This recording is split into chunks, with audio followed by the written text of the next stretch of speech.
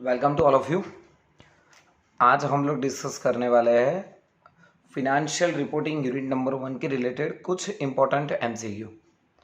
मेरे पास unit number 1 का material available है, तो उसमें से ऐसे कुछ क्वेश्चंस जो आपको यूनिट नंबर 1 में इंटरनल एग्जाम में आ सकते हैं, ऐसे ही कुछ क्वेश्चन के बारे में हम डिस्कस करेंगे। तो सबसे पहले आपको ध्यान में रखना होगा कि qualitative characteristics of financial statement, मतलब जो अपने फिनेंशियल स्टेटमेंट होते हैं उसकी क्वालिटी कैसी होनी चाहिए और उसके जो कैरेक्टरिस्टिक्स हैं ना वो क्वालिटी वाइज होने चाहिए। तो आपको याद रखना होगा कि फर्स्ट अंडरस्टैंडेबिलिटी, जो मतलब अपने बुक्स ऑफ अकाउंट इतने सिंपल होने चाहिए कि कोई भी लोग उसको इजीली अंडरस्टैंड कर पाए। दूसरा है रिलेवेंस, दैट मीन्स अपने बुक्स ऑफ अकाउंट के रिलेटेड ही अपना फॉर्म के रिलेटेड पूरे प्रिपेयर होने चाहिए। Then after reliability, yes books of account trustful होने चाहिए। और at last comparability, that means अपने बुक्स ऑफ अकाउंट अपने खुद के पास्ट ईयर के साथ भी कंपेयर कर सकते हैं, या फिर ऐसा हो सकता है कि अपनी इंडस्ट्री में अपने जैसा ही कोई बिजनेस है तो उसके साथ भी हम कंपेयर कर सकते हैं। तो बुक्स ऑफ अकाउंट कंपेरेबिलिटी होने चाहिए। तो ये याद रखना, क्वालिटेटिव कैरेक्टरिस्टिक्स अपने पास है 4: understandability, relevance, reliability and comparability. Then after आपके पास एमसीक्यूज के लिए पॉइंट जो रहेगा वो यस, फिनेंशियल स्टेटमेंट में क्या क्या इंक्लूड हो सकता है। तो बैलेंस शीट हो जाएगी, पी एंड एल हो जाएगी, नोट्स हो जाएगी और कैश फ्लो स्टेटमेंट। ये 4 पॉइंट याद रख लेना। दोबारा रिपीट कर लेता हूँ, फिनेंशियल स्टेटमेंट में अपने क्या क्या इंक्लूड कर सकते हैं: balance sheet, profit and loss statement, then after cash flow statement और एनेक्चर जो अपने नोट्स प्रिपेयर करते हैं वो। उसके बाद यस, GAAP का full form generally accepted accounting principles, ये फुल फॉर्म भी याद रख लेना। उसके बाद user of financial statement, internal user, external user. Internal user में हमारे पास रहेगा मैनेजर, कंपनी के जो ऑनर्स है वो, और कंपनी के एम्प्लॉइज़। तो इंटरनल यूज़र में जो मैनेजर, ऑनर्स और एम्प्लॉई, ये इंटरनल यूज़र हुए। इसके अलावा अपने पास जो भी यूज़र्स होंगे बुक्स ऑफ अकाउंट को जो पढ़ सकते हैं, उसको ज़रूरत है कोई भी डिसीजन के लिए, तो वो सारे हमारे लिए हो गए एक्सटर्नल यूज़र्स। देन आफ्टर आपके पास इम्पोर्टेंट टॉपिक रहेगा मैंडेटरी डिस्क्लोजर में। एक इम्पोर्टेंट टॉपिक हो सकता है आपके लिए कि कौन से ऐसे डिस्क्लोजर है जो आपको स्टैट्यूटरी डिस्क्लोज करने ही पड़ेंगे। मतलब यहाँ पे आपके लिए ऑप्शन नहीं है कि आप बुक्स ऑफ अकाउंट में डिस्क्लोज करो या ना नहीं करो, ये मैंडेटरी है। तो कौन से ऐसे स्टेटमेंट है जो मैंडेटरी है? बोर्ड्स का रिपोर्ट हो गया, डायरेक्टर रिस्पॉन्सिबिलिटी स्टेटमेंट हो गया, मैनेजमेंट डिस्कशन एनालिसिस हो गया, रिपोर्ट ऑन कॉर्पोरेट गवर्नेंस हो गया, auditors report, balance sheet, P&L, cash flow statement, accounting policy अपने कौन से फॉलो कर रहे हैं वो, segment report, corporate social responsibility report. But ये हो गया कंपल्सरी। बट 4 रिपोर्ट ऐसे हैं जो अपने वॉलेंटरी भी डिस्क्लोज करना है, कर सकते हैं, नहीं करना है इट्स ओके। तो वॉलेंटरी में ह्यूमन रिसोर्सेज अकाउंटिंग हो जाएगा, accounting for changing price, value added statement and social accounting reports. ये 4 हो गए आपके वॉलेंटरी। अगर आपको डिस्क्लोज करना है तो भी ठीक, नहीं करना तो भी ठीक। उसके बाद टॉपिक आ सकता है आपके पास पॉलिसी के रिलेटेड। अभी बुक्स ऑफ अकाउंट में अपने जो भी पॉलिसी फॉलो करे, वो पॉलिसी जो भी अपने यूज़ कर रहे हैं, फॉर एग्जांपल डेप्रीशिएशन की हो सकती है, वैल्यूएशन ऑफ क्लोजिंग स्टॉक की हो सकती है, इन्वेस्टमेंट के रिगार्डिंग हो सकती है, वैल्यूएशन ऑफ फिक्स एसेट के रिगार्डिंग हो सकती है। कोई भी अपने पॉलिसी यूज़ करे तो कौन सी पॉलिसी यूज़ कर रहे हैं वो डिस्क्लोजर में मेंशन करना मैंडेटरी होगा। और यस, कुछ एक्स्ट्रा डिस्कशन के जैसे अगर मैं कोई पॉलिसी फॉलो कर रहा हूँ, for example valuation of stock के लिए मैं अगर फीफो मेथड यूज़ कर रहा हूँ, फर्स्ट इन फर्स्ट आउट, पिछले 5 साल से मैं फीफो मेथड यूज़ कर रहा था, बट करंट ईयर मैंने क्या किया कि लिफो मेथड यूज़ कर लिया, लास्ट इन फर्स्ट आउट। तो क्या कर सकते हैं? यस कर सकते हैं, बट नॉर्मली ऐसा नहीं करना चाहिए। तो मेरा रिस्पॉन्स फिर ऐसा ही होगा कि सर रहने दो, फीफो अगर मेथड यूज़ करो तो फीफो ही करो, नहीं तो क्या होगा पता है, अपने जो क्वालिटेटिव कैरेक्टरिस्टिक्स है ना, उसमें से लास्ट पॉइंट कंपेरेबिलिटी, वो डिस्टर्ब हो जाएगा। क्योंकि अभी लास्ट ईयर में अपने फीफो यूज़ कर रहे हैं, करंट ईयर में लिफो यूज़ कर रहे हैं, तो कंपेयर नहीं हो पाएगा। तो नॉर्मली एवरी ईयर पॉलिसी हमको सेम फॉलो ही करनी रहेगी। और हाँ, ऐसा नहीं है कि पॉलिसी हम चेंज नहीं कर सकते, बट अगर पॉलिसी चेंज कर रहे हैं तो उसका डिस्क्लोजर मैंडेटरी है। और ऐसे ही नहीं कि सर फीफो की जगह लीफो यूज़ कर रहे हैं, बस इतना बता दिया, बट एक्चुअल इफेक्ट भी बतानी रहेगी। कौन सी एक्चुअल इफेक्ट? फीफो होता तो क्या होता, लेकिन अपने लीफो यूज़ कर रहे हैं तो उसके लिए क्या फिनेंशियल स्टेटमेंट में अफेक्ट हो रहा है प्रॉफिट के ऊपर, तो वो भी अपने को वहाँ पे मेंशन करना रहेगा।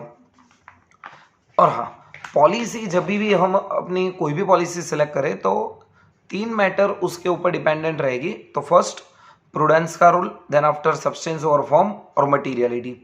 ये 3 अपने बेसिक मतलब बोल सकते हैं कि क्राइटेरिया है कि कोई भी पॉलिसी सिलेक्ट करो तो इन 3 पॉइंट को हमेशा ध्यान में रखना, प्रूडेंस, सब्सटेंस ओवर फॉर्म और मटीरियलिटी।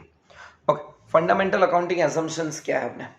फंडामेंटल अकाउंटिंग एजम्पशंस अपने पास 3 है, जिसमें फर्स्ट गोइंग कंसर्न, जिसमें ऐसा माना जाता है कि अपना बिजनेस फ्यूचर में इंडेफिनिट पीरियड में चलने ही वाला है। देन आफ्टर कंसिस्टेंसी, इसमें यही बोला है कि एवरी ईयर जो भी पॉलिसी फॉलो करो वो सेम फॉलो करो, पॉलिसी को चेंज मत करो।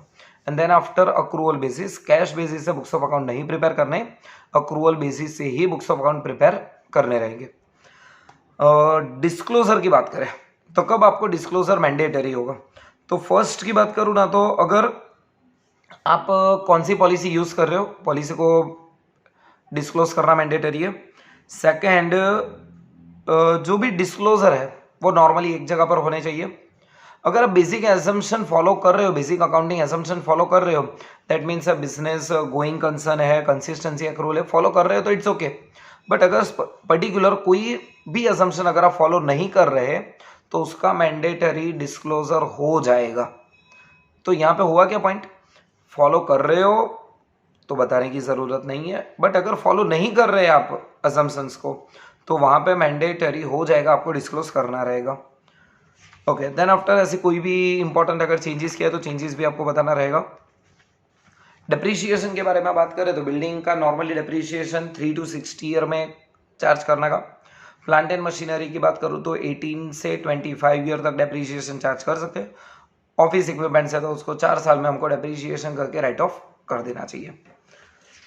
अर्निंग पर शेयर ईपीएस में भी हो सकता है एक पॉइंट। ईपीएस में पॉइंट हो सकता है कि जब अगर पोटेंशियल इक्विटी शेयर्स है, दैट मीन्स कन्वर्टेबल डिवेंचर और कन्वर्टेबल इक्विटी, कन्वर्टेबल डिवेंचर और कन्वर्टेबल प्रेफरेंस शेयर है अपने पास, तो अपने को कौन सा वहां पे रिपोर्ट में मेंशन करना रहेगा? जो डाइल्यूटेड है ना वो, दैट मीन्स एंटी डाइल्यूटेड अगर ईपीएस है तो उसको इग्नोर करना रहेगा।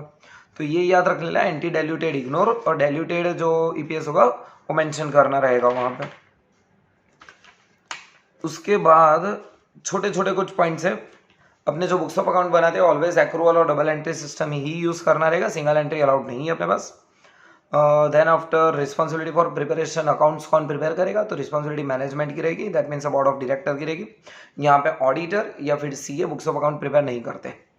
Then after preservation of books of account की बात करें तो 8 साल तक अपने बिजनेस में जो भी ट्रांजेक्शन हुए उसके सारे वाउचर्स और उसके अकाउंट्स अपने को मेंटेन करने रहेंगे, कंपलसरी है वो। प्रॉफिट एंड लॉस और बैलेंस शीट को डाइवोर्स मत दो। P&L अगर रख रहे हो कहीं पे तो बैलेंस शीट उसके साथ अटैच होनी चाहिए, या फिर बैलेंस शीट रख रहे हो तो वहां पे P&L अटैच होना चाहिए। देन आफ्टर दूसरा कोई बैलेंस शीट के साथ रिपोर्ट अटैच करना है, यस, ऑडिटर रिपोर्ट और डायरेक्टर रिपोर्ट। याद रखना, बैलेंस शीट के साथ 2 रिपोर्ट अपने को सबमिट करने हैं, ऑडिटर्स रिपोर्ट्स और director report. Content and forms की बात कर ले तो याद रखना, पार्ट 1 बैलेंस शीट है, part 2 profit and loss statement है। दोबारा रिपीट करता हूँ, पार्ट 1 अपना बैलेंस शीट होता है और पार्ट 2 प्रॉफिट एंड लॉस होता है। जो अपने को ट्रू एंड फेयर व्यू जो प्रेजेंट करते हैं वैसे ही प्रेजेंट करना रहेगा। उसके बाद डिस्कस कर लेते हैं मैनेजमेंट डिस्कशन। मैनेजमेंट अगर है तो मैनेजमेंट क्या क्या डिस्कस कर सकते हैं? कुछ नॉर्मली पॉइंट, इंडस्ट्री स्ट्रक्चर के रिलेटेड, अपॉर्चुनिटीज़ क्या है बिजनेस में, बिजनेस को कैसे डेवलपमेंट करना है, बिजनेस 5 साल से 10 साल के बाद कैसा मैं आउटलुक कर रहा हूँ, कैसा मतलब होना चाहिए, अपने स्टैंडर्ड्स होने चाहिए। उसके बाद एम्प्लॉयमेंट, एम्प्लॉय की कमेटी एक बनी चाहिए, शेयर होल्डर ग्रीवेंस कमेटी भी प्रिपरेशन करनी चाहिए। तो नॉर्मल इसके रिलेटेड मैनेजमेंट डिस्कशन करते रहते हैं। कुछ यहाँ पे 12 पॉइंट मेंशन किए हुए हैं, वो 12 पॉइंट मैनेजमेंट ओवरऑल डिस्कशन करते रहते हैं पूरे साल में कि ये सब ध्यान रखना है, क्योंकि मैनेजमेंट का ऑब्वियसली काम ही यही होता है कि पूरा बिजनेस को एक सक्सेसफुली मैनेजमेंट करे ताकि जो बिजनेस गोल्स है वो इजीली अपने अचीव कर पाए। और लास्ट में कॉर्पोरेट गवर्नेंस, उसमें देख लेना कॉर्पोरेट गवर्नेंस में आप खुद कि कॉर्पोरेट गवर्नेंस में आपको कौन से मैंडेटरी जो नोट्स है वो चाहिए। फॉर एग्जांपल एजीएम हो रही थी, एजीएम पिछले 3 साल की एजीएम कहाँ पे हो रही है, कौन से टाइम पे हो रही है, कितने बोर्ड ऑफ डायरेक्टर अटेंडेंस हुई थी, पिछले 3 साल के एजीएम में कोई स्पेशल रिजोल्यूशन पास हुआ था, बैलेट पेपर का यूज़ हुआ था कि नहीं, कौन हैंडल कर रहा है बैलेट पेपर, ये सब उसमें पॉइंट्स नॉर्मली आते हैं। बोर्ड ऑफ डायरेक्टर्स की मीटिंग अगर हो रही है तो बोर्ड ऑफ डायरेक्टर की मीटिंग कितनी बार हुई है पूरे साल में, कितने बोर्ड ऑफ डायरेक्टर प्रेजेंट रहे हमारे वहाँ पे, वो भी उसकी पूरी अटेंडेंस शीट आपको सबमिट करनी रहेगी। और शेयर होल्डर की बात करें तो शेयर होल्डर ने कौन सी कंपनी को कंप्लेन की है, तो कंप्लेन का एक पूरा लिस्ट होना चाहिए। कौन सी कंप्लेन अपने ने सेटिस्फाई रिसॉल्व की है तो उसका भी लिस्ट होना चाहिए, और कौन सी ऐसे क्वेश्चन है और कंप्लेन है जो पेंडिंग है उसके रिलेटेड भी अपने को एक नोट प्रिपेयर करनी रहेगी। तो इतना नॉर्मल एक कॉर्पोरेट गवर्नेंस वाला टॉपिक रहेगा। नॉर्मली ये यूनिट नंबर 1 आपका कवर हो चुका है। इसमें से ज़्यादातर आपको एमसीक्यू मिल जाएंगे इजीली। तो ऑल द बेस्ट।